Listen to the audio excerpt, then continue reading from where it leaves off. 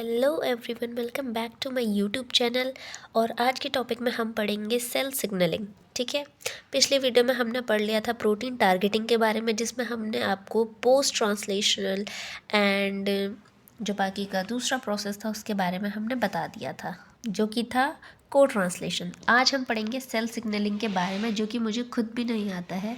तो जस्ट मेरे पास नोट्स हैं, अगर आपको नोट्स देख के समझ आता है, आपको नोट्स चाहिए तो आप पढ़ सकते हैं। अगर आपको ऐसे में समझ नहीं आता है तो फिर मैं दूसरी वीडियो बनाऊंगी जब मैं अच्छे से समझ जाऊंगी। फ़िलहाल के लिए हम रिवीजन के साथ साथ आपको भी पढ़ा रहे हैं। ठीक है, अब सेल सिग्नलिंग होती है कम्युनिकेशन बिटवीन द सेल्स। ये हमारी 4 टाइप से होती है। ये हमारा एंडोक्राइन, पैराक्राइन, ऑटोक्राइन एंड जक्स्ट्राक्राइन।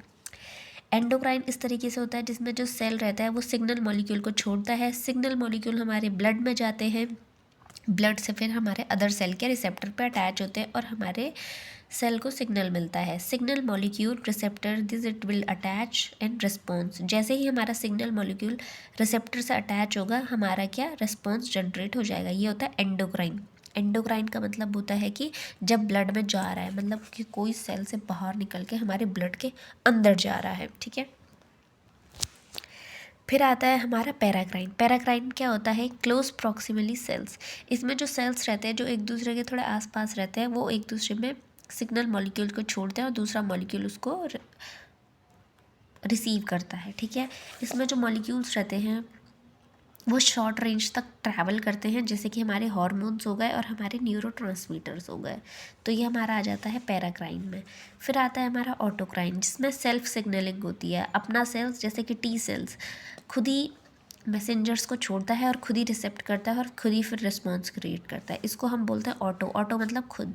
ठीक है, तो इसको हम बोलते हैं ऑटोक्राइन। लास्ट आता है हमारा जक्स्ट्राक्राइन। जक्स्ट्राक्राइन में क्या होता है? जो सेल्स रहते हैं वो एक दूसरे के आसपास ही अटैच होते हैं। ठीक है, ये भी हमारा सेम पैराक्राइन की तरह होता है। सिग्नल मॉलिक्यूल रिलीज होते हैं और दूसरा सेल उनको रिसेप्टर के थ्रू अटैच कर लेता है और रिस्पॉन्स को क्रिएट करता है। तो पैराक्राइन और जक्स्ट्रा सेम होते हैं। एंडोक्राइन हमारे ब्लड के अंदर जाते हैं और ऑटोक्राइन खुद ही में देता है। ठीक है, अब इसकी इम्पोर्टेंस क्या है? जो सेल सिग्नलिंग है वो हमारी सर्वाइवल के लिए बहुत ही ज़्यादा इंपॉर्टेंट है। जब तक जो हमारी सेल्स होगी वो कम्युनिकेट नहीं करेगी, हम किसी से कम्युनिकेट नहीं करेंगे तो हम भी कुछ टाइम बाद पागल हो जाएंगे। तो वैसे ही जब सेल्स किसी से कम्युनिकेट नहीं करेगी तो वो एक दूसरे के साथ ऑर्गेनाइजेशन वे में नहीं रह पाएगी और वो सेल डेथ हो जाएगी या वो वर्क नहीं कर पाएगी। ठीक है, और ये हमारे ग्रोथ एंड डिवीजन के लिए हेल्प करता है, डिफ्रेंशिएशन में हेल्प करता है। और ऑफ कोर्स जब सेल को मरना होता है तो तभी भी ये चीज़ हेल्प करती है, सेल सिग्नलिंग, जिसे हम अपोप्टोटिक सेल बोलते हैं। अब जो सेल सिग्नलिंग होती है उसका हमारा जो फर्स्ट स्टेप रहता है वो होता है एम्प्लीफिकेशन। ठीक है, ये आपको याद रखना है क्योंकि ये इम्पॉर्टेंट है। अब हम आगे बढ़ते हैं। ये इंपॉर्टेंट क्वेश्चन आता है कि जो हमारे सेल ऑर्गेनेल्स हैं उनका पीएच कैसे कैसे रहता है इंक्रीजिंग ऑर्डर में। तो सबसे ज़्यादा जो पीएच रहता है वो हमारे माइटोकॉन्ड्रिया का रहता है। ठीक है, माइटोकॉन्ड्रिया से कम हमारे न्यूक्लियस का होता है। माइटोकॉन्ड्रिया का ज़्यादा पीएच का मतलब है कि 1 2 3 4 5 6 एसिडिक बेसिक में नहीं, सिर्फ 1 2 3 4 5 6। लाइजोसोम सबसे ज़्यादा एसिडिक होते हैं क्योंकि उसमें हाइड्रोलाइटिक एंजाइम्स होते हैं। अब वो सबसे ज़्यादा एसिडिक है तो इसका मतलब लाइजोसोम्स का जो पीएच होगा वो 1 2 या 3 होगा, समथिंग ऐसे होगा। तो इसलिए सबसे कम हमारा लाइजोसोम्स का पीएच होगा। हम एसिडिक और बेसिक में डिफ्रेंशिएट नहीं कर रहे हैं, हम जस्ट नंबर में वो कर रहे हैं, डिफ्रेंशिएट करते हैं। तो सबसे कम हमारे लाइसोसोम्स का होगा, उससे ज़्यादा हमारे ट्रांस का होगा, उससे ज़्यादा ट्रांस गोल्गी। ठीक है, उससे ज़्यादा हमारा न्यूक्लियस का होगा और सबसे ज़्यादा हमारा माइटोकॉन्ड्रिया, मतलब माइटोकॉन्ड्रिया या हमारा न्यूट्रल लेवल पे होगा या हमारा बेसिक लेवल पे होगा। ठीक है, तो इस ऑर्डर ऑफ पीएच को हमें याद करना है। अब सबसे पहला आता है हमारा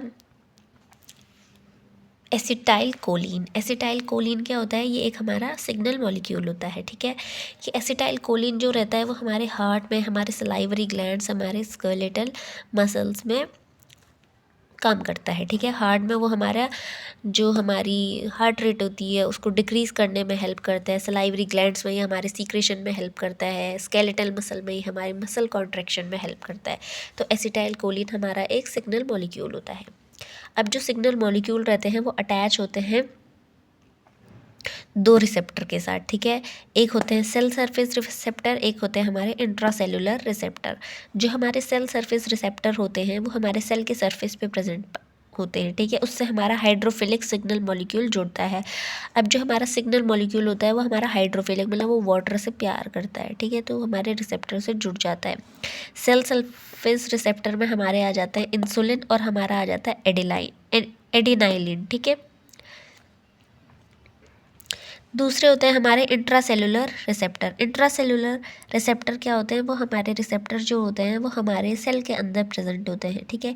ये हमारा कैरियर प्रोटीन है, ये हमारे हाइड्रोफोबिक मॉलिक्यूल्स को लाता है। हमारे सेल सरफेस में हमारे हाइड्रोफिलिक होते हैं, ठीक है, जो पानी से प्यार करते हैं तो वो खुद ही मूवमेंट कर लेते हैं। लेकिन जो हमारा इंट्रासेलुलर रहता है उसमें हमारा रिसेप्टर अंदर रहता है, क्योंकि जो हमारा मॉलिक्यूल रहता है वो हाइड्रोफोबिक रहता है, उसे पानी से डर रखता है, ठीक है, तो इसलिए वो अंदर जाके हमारे रिसेप्टर से बाइंड करता है, ठीक है। तो हमारे जो ये सिग्नल मॉलिक्यूल होते हैं वो दो टाइप के रिसेप्टर होते हैं उनमें।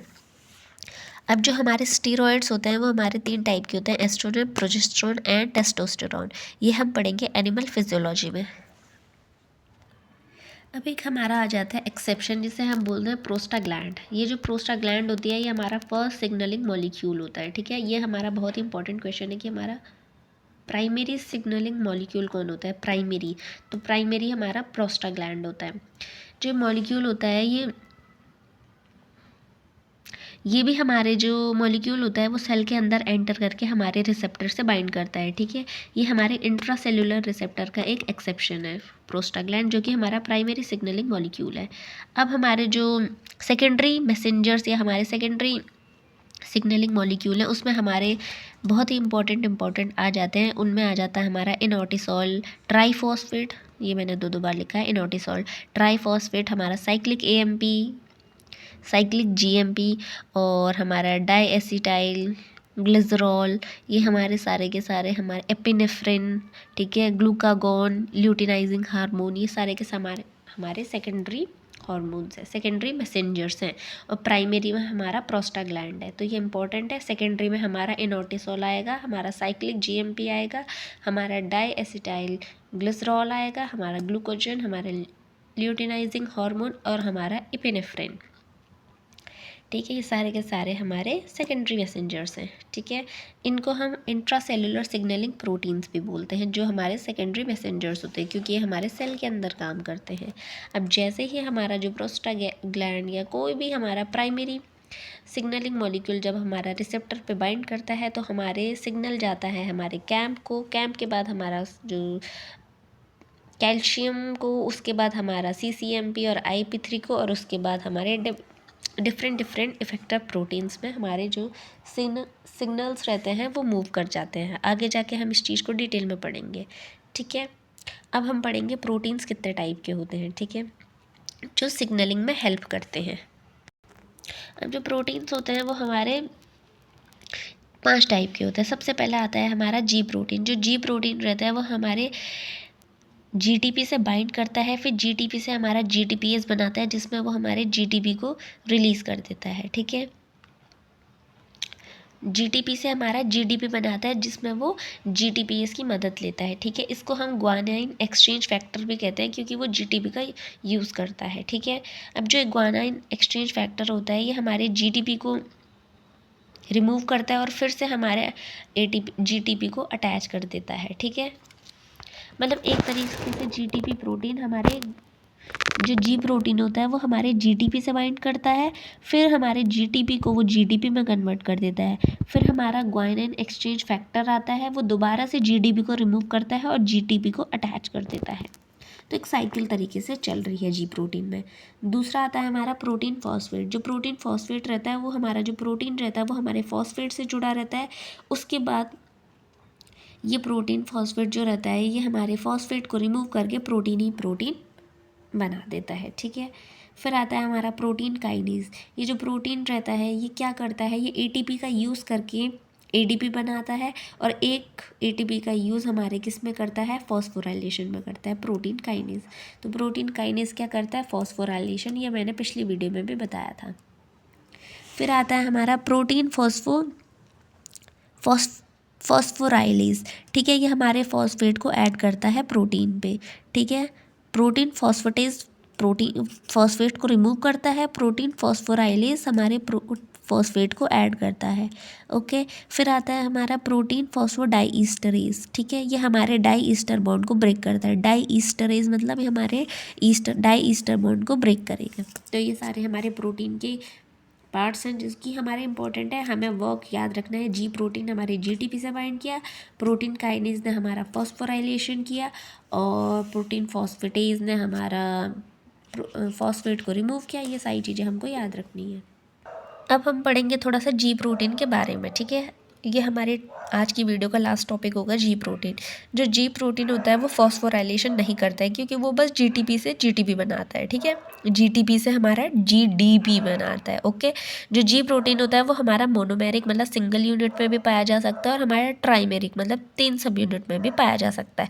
वो हम नेक्स्ट क्लास में देखेंगे कि वो किस तरीके से पाया जाता है, ठीक है। होता क्या है, जब प्रोटीन ऑफ रहता है तो उस टाइम पे क्या आता है, प्रोटीन काइनेज आता है। प्रोटीन काइनेज हमारा एटीपी का यूज़ करता है और हमारे सिग्नल को आउट करता है, ठीक है। उसके बाद हमारा प्रोटीन फॉस्फेटेज आता है और दोबारा से हमारे प्रोटीन को ऑफ कर देता है, ठीक है। ये होता है सिग्नलिंग बाय फॉस्फोराइलेशन। दूसरी जगह होता क्या है, जब हमारा सिग्नल ऑफ रहता है तो हमारे जीटीपी रिमूव होता है और जीटीपी अटैच होता है, जैसे कि हमने जी प्रोटीन में देखा था, ठीक है। जो हमारा जी प्रोटीन इफ एक्सचेंज फैक्टर रहता है वो हमारे जीटीपी को रिमूव करता है और हमारे जीटीपी को ऐड करता है। तो जीटीपी ऐड होगा तो हमारा जो सिग्नल हो जाएगा वो ऑन हो जाएगा, ठीक है। जैसे यहाँ हमारा ऑन हो गया था और सिग्नल आउट हो गया था, उसके बाद हमारा प्रोटीन फॉस्फेटेज यहाँ रिमूव हो गया था, दोबारा से हमारा प्रोटीन ऑफ हो गया था। तो वैसे ही यहाँ जैसे ही ऑन होता है जीटीपी की प्रेजेंस में सिग्नल आउट हो जाता है, ठीक है।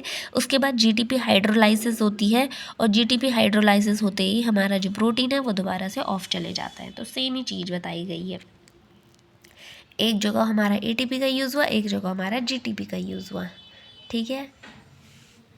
अब जो सिग्नलिंग बाई ये जीटीपी बाइंडिंग था, कि जिसमें हमारा जीटीपी का यूज़ हो रहा था, वो हमारा क्या था, जीटीपी बाइंडिंग था। इसमें जो जीटीपी रहती है वो हमारी जीडीपी बनाती है, ठीक है। एक जीटीपी का हमारा यूज़ होता है, और हमारे बीच में गैप जिसे हम बोलते हैं जीटीपी इज़ एक्टिविटी प्रोटीन, ये हमारा हेल्प करती है जीटीपी से जीडीपी बनाने में। ये बहुत इंपॉर्टेंट है, ये आता है पेपर में, इसको आपको याद रखना है, ठीक है। अब इस वीडियो को हम यहीं पे ख़त्म करते हैं। नेक्स्ट वीडियो में हम 2 टाइप्स की सिग्नलिंग के बारे में पढ़ेंगे, जिसमें हम पहली वीडियो में जीपीसीआर के बारे में पढ़ेंगे और सीटी, और दूसरी वीडियो में हम आरटीके पाथवे के बारे में पढ़ेंगे। तब तक के लिए वीडियो अच्छी लगी हो तो लाइक शेयर सब्सक्राइब ज़रूर करो। कहीं पे समझ ना आया हो तो एक बार वीडियो को ध्यान से ज़रूर देखो, या फिर नोट्स को देखो, और तभी भी नहीं आया तो कमेंट में ज़रूर बोलो, मैं फिर से वीडियो बना दूँगी।